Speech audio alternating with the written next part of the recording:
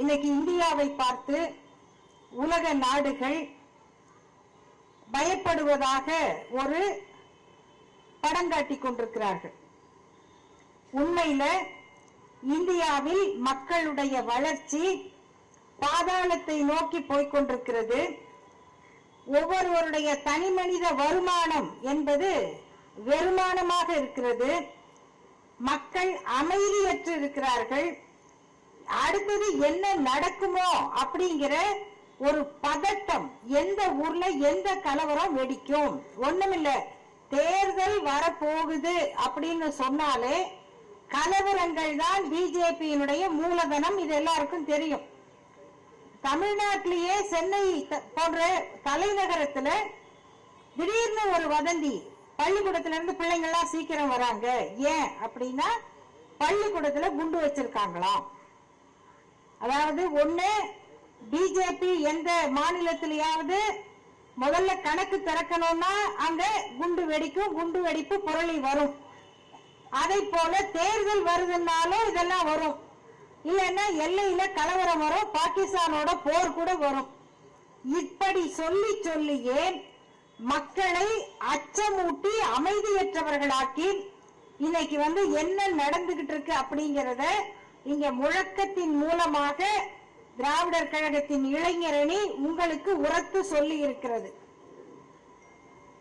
எந்த ஒரு நாட்டிலும் தனியார் துறை அப்படிங்கறத அரசு பொறுப்புல எடுத்து அதை சிறப்பா நடத்துறது தான் ஒரு அரசாங்கத்தோட வேலை.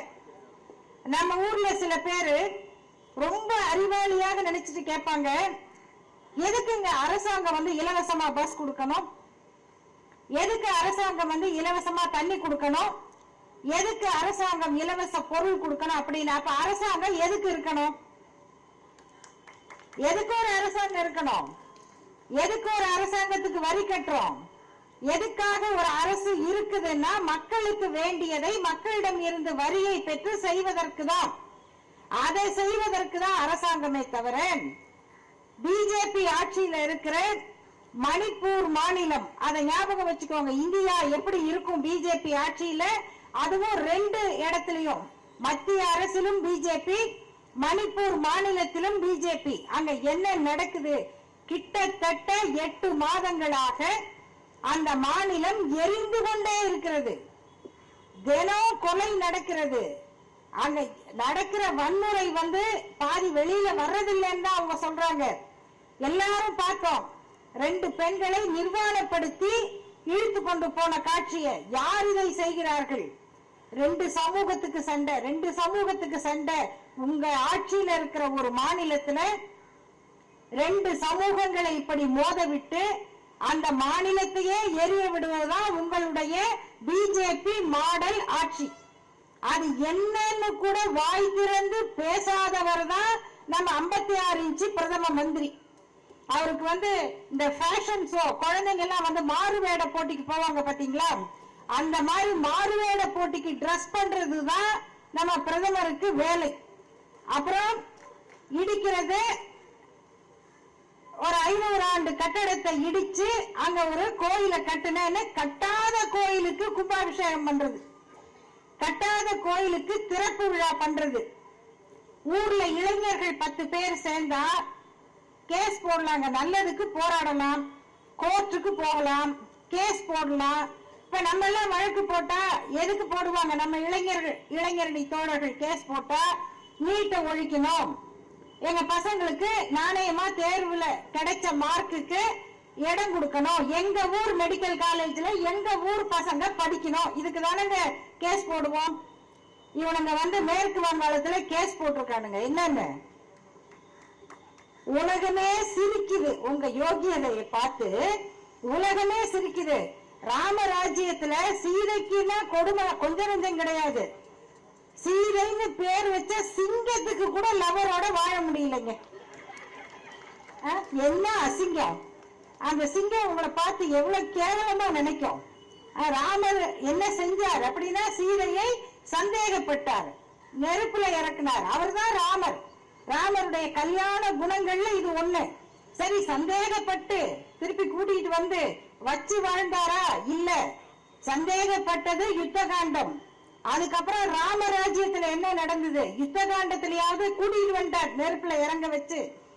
ராமராஜ்யத்துல சந்தேகப்பட்டு கர்ப்பிணியான பெண்ணை காட்டுல கொண்டு போய் விட்டார். எங்க விடுறோம்னு கூட சொல்லாம கொண்டு போய் விட்டார். அந்த ராமராஜ்யத்துல சீதை நிம்மதியா வாழ முடியுமா? ஆக சீதை பொண்ணாக இருந்தாலும் வாழ முடியாது, விலங்காக இருந்தாலும் வாழ முடியாது. ஏன் வாழ முடியாதுன்னா அது கூட பழகின சிங்கத்துக்கு பேரு அக்பரா. அது எப்படி நீங்க அக்பரோட சீதாவை பழக வைப்பீங்க? அப்படின்னா இந்த பேர்லாம் உங்களுக்கு என்னன்னு தெரியுமா? நல்ல அறிவாளியா இருந்தா சரி, இப்ப சீதா அக்பர் வேணாம், ஜோதா அக்பர்னு வச்சிருங்க. ஏன்னா அக்பர் ஜோதாபாயை தான் கல்யாணம் பண்ணிக்கிட்டாரு அப்படின்னு சொல்லலாம். இதுக்கு ஒரு கோர்ட் உட்கார்ந்து அரசாங்கத்துக்கு அறிவுரை சொல்லுது. யோசிச்சு பாருங்க, நீதிபதிகளுடைய நிலைமை பிஜேபி ஆட்சியில என்னன்னா, இந்த அறிவுரையை சொல்லலன்னா நீதிபதிக்கே பாதுகாப்பு இல்ல நாட்டுல. அதுதான் இல்லன்னா ஒரு நீதிபதியா இருக்கிறவர் யோசிக்க மாட்டாரா? இது ஒரு கேஸ்ன்னு போட்டு கோர்ட் நேரத்தை வீணடிக்கிறியே, 1 லட்சம் ரூபாய் ஃபைன் கட்டு அப்படின்னு சொல்றதுக்கு பதிலா இது மாதிரி எல்லாம் பேர் வைக்காதீங்களே அப்படின்னு ஒரு நீதிபதி அரசாங்கத்தை கெஞ்ச வேண்டிய நிலையில் வைத்திருப்பதுதான் பிஜேபியோட ஆட்சி. ராணுவ வீரர்கள் ஆவுன்னா பாருங்க, வாட்ஸ்அப்ல அனுப்புவான். கஷ்டமா உங்களுக்கு? காசு மாத்துறதுக்கு தெருவுல நின்னீங்களா? ராணுவ வீரர்களை நினைத்து பாருங்கள். பணியில நிக்கிறாங்க. சரிப்பா, அந்த 2000 ரூபாய் அங்க கொடுத்துரு, எனக்கு ஒரு 500 ரூபாய்க்கு சில்லறை கொடுன்னு கேட்டமே, பேங்க்ல கொடுத்தாங்களா? ராணுவ வீரனையும் பட்டினி போட்டாங்க. ராணுவத்துக்கு மிக அதிகமான ஆளை கொடுத்த பஞ்சாப் சீக்கிய விவசாயிகள் அவங்க என்ன கேட்டுக்கிட்டு இருக்காங்க? ஒரு குறைஞ்சபட்ச விலை நிர்ணயம், விவசாய பொருளுக்கு விலையை நிர்ணயம் பண்ணுங்க. இந்த கோரிக்கைக்காக போராட்டம் நடத்துகிற விவசாயிகள் சுட்டு தள்ளப்படுகிறார்கள். ஜாலியன் வாலாபாக் மாதிரி இன்னைக்கு டெல்லியில நடந்துகிட்டு இருக்குது. இதுதான் விவசாயிகளுக்கு நடப்பது. மாணவர்களுக்கு என்ன நடக்குது? இனிமே ஸ்காலர்ஷிப் எல்லாம் வந்து ஒடுக்கப்பட்ட சமூகத்துக்கு, பிற்படுத்தப்பட்ட சமூகத்துக்கு கிடையாது. கொஞ்சம் கொஞ்சமாக அது குறைக்கப்படுது. இனிமே ஸ்காலர்ஷிப் இல்ல, மார்க் அடிப்படையில திறமை வாய்ந்த எல்லாருக்கும். அப்படின்னா என்ன அர்த்தம்? ஒடுக்கப்பட்டவர்களுக்கு இல்லைன்னு அர்த்தம். ஜாதியில உயர்ந்தவன் மதிப்பெண் வாங்கக்கூடியவனுக்கு மட்டும்தான் ஸ்காலர்ஷிப். இப்படியாக விவசாயி, ராணுவம், மாநில மக்கள், வளர்ச்சி, வேலை வாய்ப்பு, கல்வி எல்லாத்தையும் ஒரு பக்கம் அழிச்சுட்டா என்ன மிச்சம் இருக்கு? கட்டடம் தான் இருக்கு. பார்த்தாரு, கட்டடம் மட்டும் எதுக்கு? பிச்சு எடுத்துக்கிட்டு போங்கன்ட்டு. இதை நீ எடுத்துக்கோ, அதை நீ எடுத்துக்கோ. அதான் இங்க முழக்கமாக சொன்னாங்க. ஏர்போர்ட்டை வித்தாச்சு, பிளைட்டை வித்தாச்சு. நண்பர்களே, இந்திய மாணவர்கள் வெளிநாட்டுல மாட்டிக்கிறாங்க. போர் வந்துருச்சு. இந்த பக்கம் உக்ரைன், ரஷ்யா வந்து குண்டு போடுது. நம்ம மாணவர்கள் மாட்டிக்கிறாங்க. அவங்கள ஏன் உடனடியா கொண்டு வர முடியல அப்படின்னா, இந்திய அரசு கிட்ட விமானம் இல்லை. இப்படி ஒரு வக்கில்லாத ஆட்சி உலகத்துல இருக்குமா? இது ஒரு அரசு கிட்ட விமானம் இருக்க வேண்டாமா? விமானத்துறை இருக்க வேண்டாமா? அதை வித்தாச்சு. அப்ப மாணவர்களை கூட்டிட்டு வரணும்னா அந்த விமான கம்பெனி சொல்ற கட்டணத்தை மாணவர்களுடைய குடும்பம் கொடுக்கணும், இல்லன்னா அரசாங்கம் கொடுக்கணும். இப்படிப்பட்ட நிலைமையில தன்னுடைய நாட்டு மக்களை பாதுகாப்பில்லாமல் வைத்திருக்கிற மோடி அரசு, பிஜேபி ஆட்சி, அதனை இயக்குகிற RSS இந்த சதி, இதெல்லாம் நம்ம பேசக்கூடாதுங்கிறதுக்கு தான் ஒரு மசூதி போனா இன்னொரு மசூதி. பாபர் மசூதி இடிச்சாச்சு, பாபர் மசூதி முடிஞ்சது ஆச்சு. அதுல இருந்து 22 ஆண்டுகள். இப்ப வந்து ராமர் சிலை அங்க வச்சாச்சு. அப்ப முடிஞ்சு போச்சு. அப்படின்னா அடுத்தது ஞான்வாபி, இன்னொரு மசூதி இருக்கு. அங்க கிணத்துக்குள்ள ஒரு சிலை கிடக்குது, அங்க போய் பூஜை பண்றோம் அப்படின்னா அடுத்த மசூதி.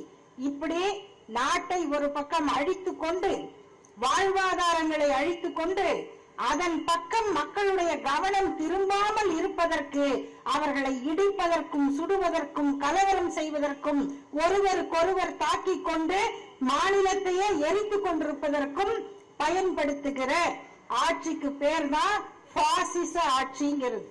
அதுதான் கொடுங்கோல் ஆட்சி. அந்த கொடுங்கோல் ஆட்சியை எதிர்த்துதான் திராவிடர் கழகம் இந்த ஆர்ப்பாட்டத்தை நடத்துகிறது. தேர்தல் தேதி வருவதற்கு முன்னால் முழங்கி இருக்கிற இந்த ஆர்ப்பாட்ட முழக்கங்கள் தேர்தல் முழுவதும் எதிரொலிக்கும்.